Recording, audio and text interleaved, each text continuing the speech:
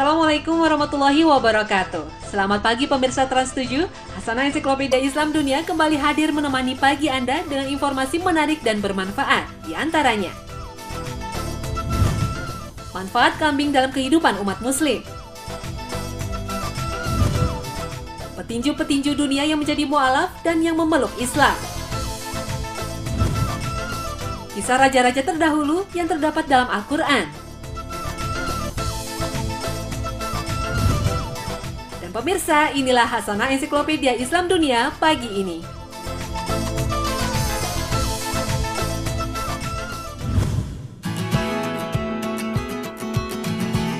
Binatang berkaki empat ini memang tidak asing bagi kaum muslim. Kambing sudah dibudidayakan manusia sejak ribuan tahun yang lalu. Di balik ketenarannya sebagai binatang ternak, kambing memiliki berbagai manfaat, hingga hikayat dan filosofi unik dalam ajaran Islam. Sebagian nabi yang kita kenal pernah menjadi pengembala kambing. Nabi Musa alaihissalam, Nabi Daud alaihissalam, dan Nabi Isa alaihissalam.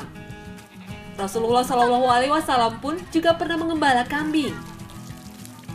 Dari hadis Bukhari dijelaskan ketika Nabi Muhammad SAW kecil, beliau mengembala kambing penduduk Mekah. Mengembala kambing bukanlah kegiatan yang mudah, dibutuhkan keuletan dan kesabaran karena kambing bukanlah tipe binatang yang gampang diatur. Dari hal ini dapat disimpulkan analogi dari mengembala kambing. Dalam membimbing dan mengarahkan dibutuhkan karakter yang kuat dan jiwa pemimpin yang baik. Dalam ajaran Islam, kambing biasa digunakan sebagai hewan kurban. Penyembelihan hewan kurban biasa dilakukan pada hari raya Idul Adha. Tujuannya adalah untuk mendekatkan diri kepada Allah SWT dengan menjalankan perintahnya. Daging hewan yang dikurbankan wajib dibagikan kepada fakir miskin.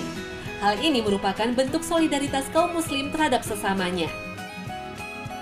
Dengan kurban, Islam menunjukkan pentingnya hablum minallah dan hablum minannas, yaitu hubungan baik secara vertikal dengan Allah SWT dan hubungan baik secara horizontal dengan sesama manusia.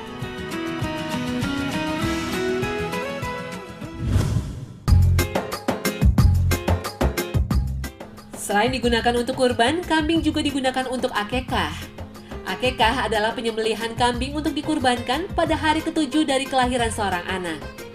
Untuk anak laki-laki, kambing yang dipotong sebanyak 2 ekor, sementara untuk anak perempuan cukup 1 ekor. Kelahiran seorang anak membawa berkah kepada keluarga. Anak adalah rezeki dan titipan Allah SWT yang harus kita syukuri dan kita jaga. Ada baiknya pula kita melakukan akekah sebagai rasa syukur kita kepada Allah SWT. Akikah sendiri berhukum sunnah muakkad, terutama bagi yang mampu melaksanakannya.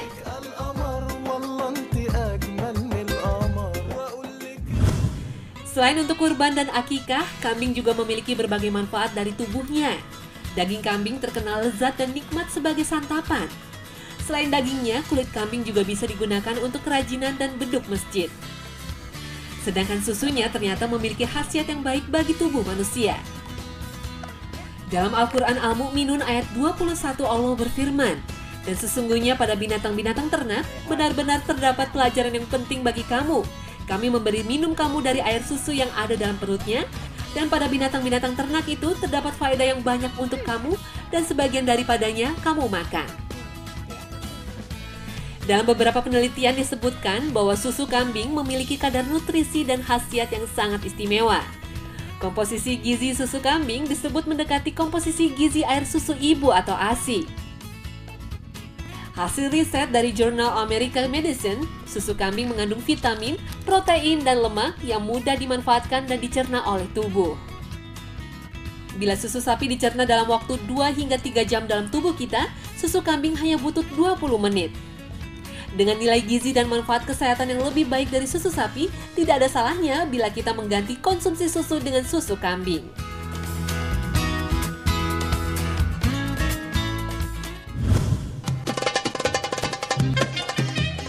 Selanjutnya akan kami hadirkan petinju-petinju dunia yang menjadi mu'alaf dan kisah raja-raja terdahulu yang disebut dalam Al-Quran.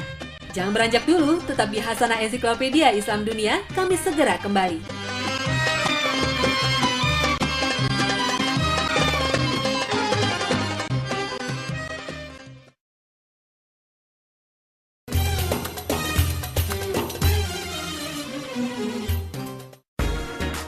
Terima kasih pemirsa Trans7, Anda masih setia bersama kami di Hasanah Ensiklopedia Islam Dunia. Boxing atau tinju merupakan olahraga bela diri yang penuh dengan kontak fisik dan kedisiplinan tinggi. Di Indonesia, publik mengenal Chris John, juara dunia kelas bulu versi badan tinju WBA. Namun olahraga tinju besar dan lahir di Amerika, negara mayoritas penduduknya non-muslim. Tapi di sanalah para petinju muslim mempertahankan gelarnya. Tidak hanya muslim, tetapi ada pula petinju dunia yang mu'alaf. Berikut ini adalah petinju-petinju dunia yang mu'alaf dan yang muslim. Muhammad Ali. Nama besar dalam legenda dunia tinju ini dulunya memiliki nama Cassius Marcellus Clay Jr. Petinju Afro-Amerika yang lahir di Kentucky, Amerika Serikat pada 17 Januari 1942 ini terlahir sebagai juara. Ali telah memenangkan 3 kali juara dunia tinju kelas berat. Perjalanan Ali menjadi seorang petinju dimulai dari umur 12 tahun. Ketika itu ia melaporkan sepeda BMX barunya yang hilang kepada polisi Joe Martin. Lalu Joe menawari Ali cara bertinju agar ia bisa menghajar pencuri sepedanya. Disinilah awal mula karir Ali sebagai petinju. Ketika belum genap usia 20 tahun, Ali telah memenangkan pertandingan tinju kelas berat di Olimpiade Roma tahun 1960. Pada tahun 1975, Cassius Clay memeluk agama Islam. Inilah awal mula ia memproklamirkan namanya sebagai Muhammad Ali. Ali menyatakan namanya yang dulu adalah nama budak dan Muhammad Ali sebagai nama dirinya. We were robbed of all knowledge of ourselves. If I said here comes Mr. Chang Chong, you'd picture a Chinaman.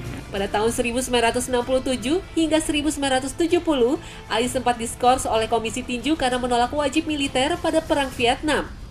Komentarnya yang diingat orang adalah, "Saya tidak ada masalah dengan orang-orang Viet Cong, dan tidak ada satupun orang Viet Cong yang memanggilku dengan sebutan Niger." Niger sendiri adalah sebutan rasis kaum kulit putih kepada kaum negro.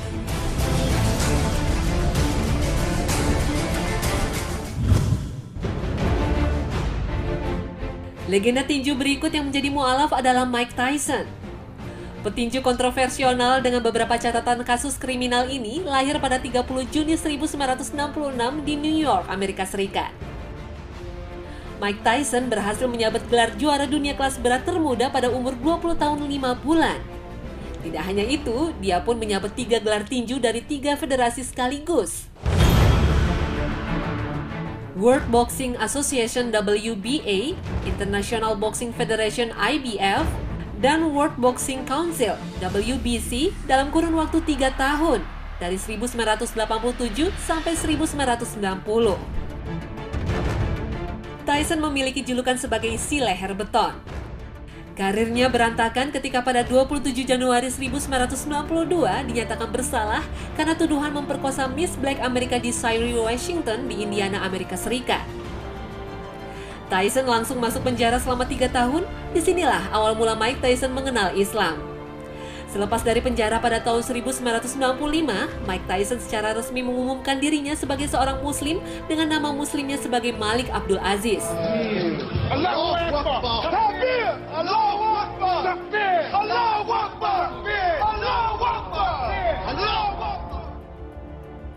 Bahkan ia sempat umroh ke Mekah untuk mendekatkan diri kepada Allah SWT.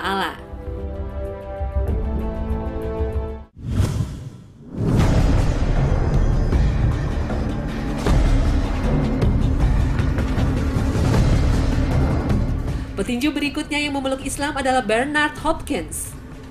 Bernard berasal dari Philadelphia, Amerika Serikat. Petinju yang memegang 4 gelar juara tinju ini memiliki julukan The Executioner. Julukan ini didapat karena keahliannya dalam merobohkan setiap lawannya. Tidak hanya itu, Bernard Hopkins juga mendapat gelar sebagai petinju tua yang mempertahankan gelarnya. Bernard Hopkins berhasil mengalahkan Jane Pascal pada 21 Mei 2011. Sejak kecil, Bernard telah mengenal dunia kriminalitas. Ia pernah masuk penjara dari umur 13 tahun hingga 18 tahun. Dari kasus penjambretan hingga penusukan pernah ia jalani. Setelah masa tahanannya, Bernard mulai mengenal dan mendalami tinju pada tahun 1990. Karirnya berjalan mulus. Bernard berhasil mengantongi kemenangan 20 kali pertandingan tanpa kalah. Inilah yang membuat Bernard menjadi penguasa tinju kelas menengah. Kesaksiannya menjadi seorang muslim banyak yang tidak tahu. Hal ini karena Bernard tidak pernah menunjukkan secara belak-belakan seperti petinju mualaf lainnya. Ada yang bilang dia mengenal Islam ketika di penjara, ada pula yang bilang Bernard memeluk Islam ketika menghirup udara bebas dari masa tahanannya. Walaupun tidak mengganti namanya menjadi nama Muslim, Bernard termasuk seorang Muslim yang baik dan fanatik. Ketika ditanya mengapa tidak mengganti namanya, Bernard menjawab, Islam bukan soal nama, tapi masalah sikap dan perbuatan serta keyakinan kepada Sang Pencipta.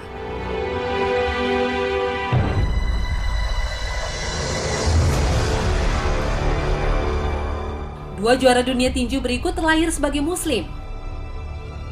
Dia adalah Naseem Hamed dan Amir Khan.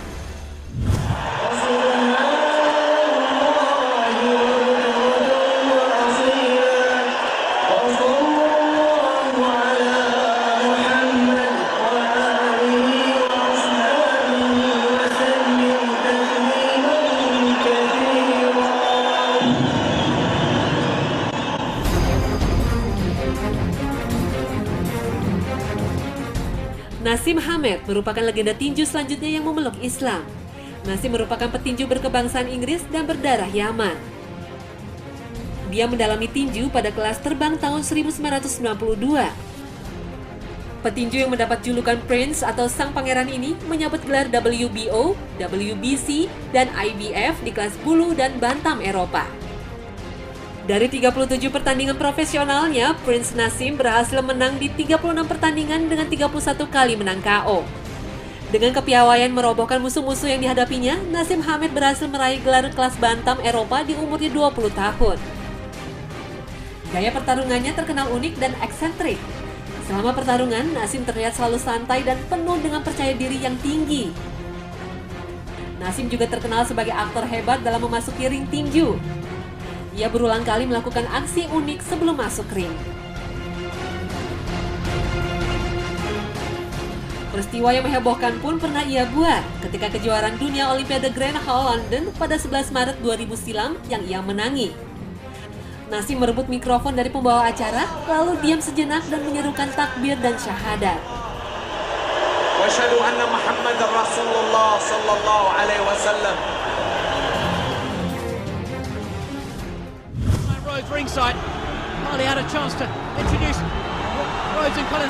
Petinju Muslim berikutnya adalah Amir Khan. Petinju Inggris yang berasal dari keluarga Pakistan ini lahir dan besar di Bolton. Dalam karir profesionalnya, Amir Khan telah memenangi 2 kejuaraan tinju dunia pada kelas welter ringan dari WBA dan IBF. Petinju kelahiran 8 Desember 1986 ini merupakan petinju Inggris termuda ketika meraih medali perak di Olimpiade Athena tahun 2004, yaitu pada usia 17 tahun. Pada usia 22 tahun, Amir Khan pun menjadi petinju Inggris termuda yang meraih gelar juara dunia pada kelas welter ringan WBA. Sebagai keturunan Pakistan, ia dan keluarganya merupakan Muslim yang taat. Pada 5 Desember 2009, Amir Khan yang beragama Islam mempertahankan sabuk juara kelas welter ringannya melawan Dimitri Salita, seorang Yahudi Ortodoks. Pertandingan ini digadang-gadang oleh media sebagai Battle of Faith atau pertandingan antaragama yang lebih dikenal sebagai Holy War alias Perang Suci. Namun Khan dan Salita menolak klaim tersebut. Dalam pertandingan tersebut, Khan berhasil mengalahkan Salita dalam waktu 76 detik. Pada ronde pertama, Salita jatuh 3 kali dan dinyatakan kalah TKO.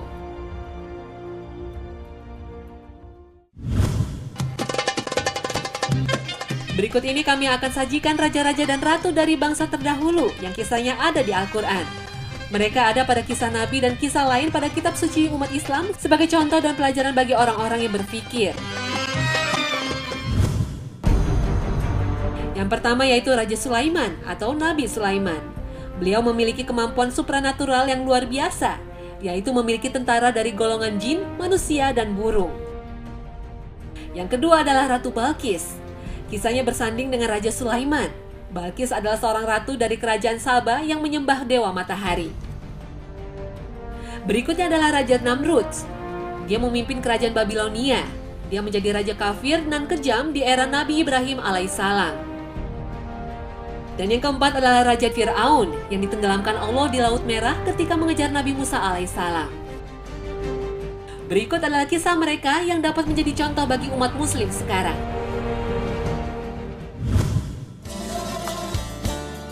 Nabi Sulaiman alaihissalam adalah sosok nabi yang juga seorang raja. Ia mewarisi kerajaan Bani Israel dari ayahnya Nabi Daud. Allah Subhanahu wa Ta'ala telah memberi ilmu kepada Daud dan Sulaiman berkaitan dengan hal tersebut. Raja Sulaiman tidak hanya berkuasa atas manusia, namun juga binatang dan jin. Nabi Sulaiman banyak diberi mukjizat oleh Allah Subhanahu wa Ta'ala. Salah satunya mampu memahami bahasa binatang, juga makhluk-makhluk lainnya. Bahkan Nabi Sulaiman juga bisa menaklukkan angin dan bangsa jin.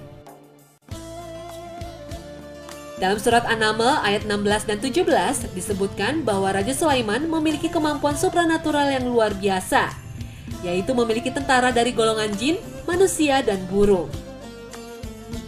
Bahkan ketika diberi pengertian oleh Allah Subhanahu wa Ta'ala tentang suara burung, Nabi Sulaiman pun mengakui bahwa ini semua adalah karunia Allah yang nyata. Nabi Sulaiman membangun Baitul Maqdis yang berada di tanah Palestina. Kerajaan Bani Israel tersebut menjadi semakin luas dan lebar setelah dikuasai penuh oleh Nabi Sulaiman. Apalagi setelah Allah Subhanahu wa Ta'ala menundukkan makhluk-makhluk lain baginya yang menjadi tentara dan rakyatnya. Dalam surat Saba ayat 12 hingga 13 diterangkan bahwa Allah Subhanahu wa Ta'ala memberinya pula suatu karunia berupa mengalirnya cairan tembaga dari bawah tanah. Tembaga tersebut dimanfaatkannya bagi karya pembangunan gedung-gedung tinggi, patung, hingga pembuatan piring-piring dan periuk-periuk yang dikerjakan oleh pasukan jin. Balqis adalah seorang ratu dari kerajaan Saba. Saba nama kerajaan di zaman dahulu. Ibu kotanya Ma'rib yang terletak dekat kota Sa'na, ibu kota Yaman sekarang. Ratu Balqis memiliki kerajaan yang sangat besar dan mewah. Bahkan ia duduk di singgasana nan megah yang bertaburkan permata berkilauan. Namun Ratu Balqis dan rakyatnya tidak mengenal Allah Sang Maha Pencipta yang telah memberikan kenikmatan dan kebahagiaan hidup. Hal ini disampaikan burung Hudhud kepada Nabi Sulaiman yang tertuang dalam Al-Quran Surat An-Naml ayat ke-24. Bahwa Ratu Balqis dan rakyatnya menyembah dan sujud kepada matahari ketika terbit dan terbenam. Dan setan telah menjadikan mereka memandang indah perbuatan-perbuatan mereka, lalu menghalangi mereka dari jalan Allah. Hal ini membuat Raja Sulaiman marah dan menyuruh burung Hudhud memberikan surat kepada Ratu Balqis. Isi surat Nabi Sulaiman kepada Ratu Balqis tertuang dalam Al-Quran Surat An-Naml ayat 30 dan 31. Isi suratnya dimulai dengan Bismillahirrohmanirrohim dan memerintahkan Ratu Balqis dan rakyatnya untuk tidak berlaku sombong dan agar datang kepada Sulaiman sebagai orang-orang yang berserah diri. Ratu Balqis berunding dengan para pembesar dan penasehat kerajaan Saba. Ia memutuskan memberikan hadiah kepada Raja Sulaiman. Dalam Al-Quran Surat An-Naml ayat 37 disebutkan, Raja Sulaiman menolak hadiah tersebut. Lalu menyuruh utusan Ratu Balqis itu pulang dengan membawa ancaman akan membawa bala tentara untuk mengusir Ratu Balqis dan rakyatnya dari negeri Saba. Dalam surat An-Naml ayat 44 diceritakan, tatkala Ratu Balqis melihat lantai istana itu, ia mengira sebagai kolam air yang besar. Ratu Balqis pun menyingkapkan kedua betisnya. Nabi Sulaiman berkata bahwa sesungguhnya ia adalah istana licin yang terbuat dari kaca. Dan Balqis pun berkata, "Ya Tuhanku, sesungguhnya aku telah berbuat zalim terhadap diriku, dan aku berserah diri bersama Sulaiman kepada Allah, Tuhan semesta alam." Begitulah kisah Ratu Balqis dari Ma'rib, kerajaan Saba. Ia kembali ke jalan Allah Subhanahu wa Ta'ala dan berserah diri pada Raja Sulaiman. Kini Ma'rib hanyalah tinggal puing-puing peninggalan kejayaan Saba. Para arkeolog berhasil menemukan dan merekonstruksi puing-puing peninggalan kerajaan Saba. Sebagian sudah hancur tak berbentuk. Namun puing-puing yang tersisa masih dapat melukiskan betapa besar dan megahnya kerajaan Ratu Balqis di eranya tersebut.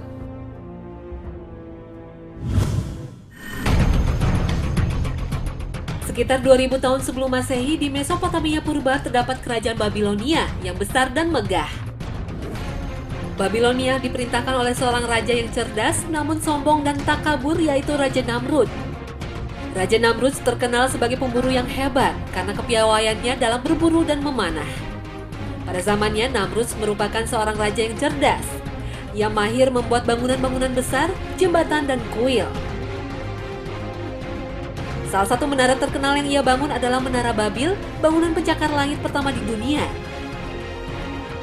Selain itu, Namrud juga membangun saluran irigasi di lembah Efrat dan Tigris. Kisah Namrud ada pada zaman Nabi Ibrahim alaihissalam. Namrud adalah orang yang mendebat Nabi Ibrahim akan keesaan Allah SWT. Dalam surat Al-Baqarah ayat 258 dijelaskan bahwa Allah SWT telah memberikan kekuasaan pemerintahan kepada Raja Namrud. Namun kecerdasannya itu membuat Namrud bersikap sombong dan takabur, serta mengaku sebagai Tuhan yang berkuasa atas manusia. Namrud mendirikan Menara Babil dengan maksud agar para pendeta menyanjung dirinya. Ia juga membuat patung-patung sebagai berhala agar disembah oleh rakyatnya. Bahkan ayah Nabi Ibrahim juga termasuk salah satu pembuat patung berhala tersebut. Nabi Ibrahim lahir dan besar di era kezaliman Raja Namrud. Ketika tumbuh dewasa, Ibrahim memperoleh wahyu kerasulan dari Allah SWT. Dalam surat Al-An'am ayat 74 disebutkan, Nabi Ibrahim mendapati bahwa raja dan kaumnya telah sesat dari jalan Allah. Mereka menyembah berhala sebagai Tuhannya dan mengingkari nikmat Allah SWT. Nabi Ibrahim pun akhirnya menghancurkan semua berhala Raja Namrud dengan tujuan agar mereka berpikir siapa Tuhan sesungguhnya dan mengajak kembali ke jalan Allah SWT. Di era kelahiran Nabi Musa alaihissalam, Mesir diperintahkan oleh seorang Fir'aun yang zalim, kejam, dan tidak berperi kemanusiaan. Ia memerintah negaranya dengan kekerasan, penindasan, dan melakukan sesuatu dengan sewenang-wenangnya. Kekejaman Fir'aun sebagai seorang pemimpin sungguh benar diceritakan di dalam kitab suci Al-Quran. Surat Al-Qasas ayat 4 menunjukkan bahwa Fir'aun telah berbuat sewenang-wenang di muka bumi. Dia menjadikan penduduknya terpecah belah dan menindas sebagian dari mereka, khususnya di kalangan Bani Israel. Suatu hari seorang ahli nujum datang kepada Fir'aun dan memberitahukan ramalannya. Akan lahir seorang bayi laki-laki dari keturunan Bani Israel yang akan menjadi musuh dan membinasakan raja. Raja Fir'aun segera mengeluarkan perintah agar semua bayi laki-laki yang dilahirkan di dalam lingkungan kerajaan Mesir dibunuh. Atas izin Allah SWT, Nabi Musa yang lahir pada masa itu bisa lolos dari pembunuhan. Bahkan Musa dipungut dan diangkat sebagai anak asuh oleh istri Fir'aun. Al-Quran menerangkan dengan jelas hal itu dalam surat Al-Qasas ayat ke-8. Nabi Musa mendapat wahyu pertama kali di Bukit Tur Sina. Allah SWT memerintahkan Nabi Musa berdakwah pada Fir'aun dan menyadarkannya bahwa ia juga makhluk Allah seperti rakyat yang lainnya. Tidak sepantasnya ia mengaku sebagai Tuhan sesembahan manusia. Musa pun datang kepada Fir'aun dengan menunjukkan mukjizat yang diberikan oleh Allah padanya. Merasa kalah, Fir'aun pun menjadi sangat marah. Ia tidak bisa menerima ajaran tauhid dari Nabi Musa. Fir'aun pun mengancam Nabi Musa dan pengikutnya. Musa membawa Bani Israel pengikutnya keluar dari Mesir menuju Palestina. Namun perjalanannya terhadang oleh Laut Merah.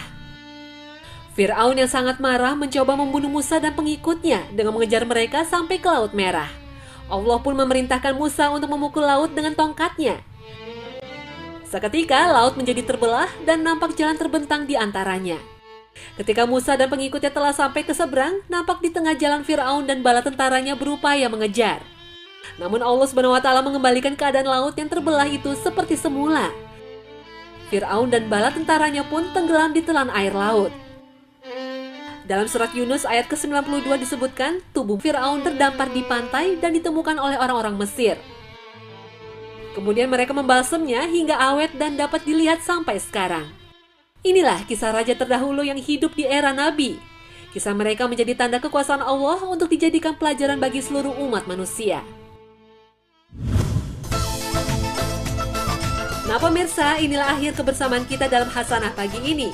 Saksikan selalu Hasanah setiap hari pukul 5 pagi waktu Indonesia Barat, karena Hasanah adalah ensiklopedia Islam dunia. Terima kasih dan wassalamualaikum warahmatullahi wabarakatuh.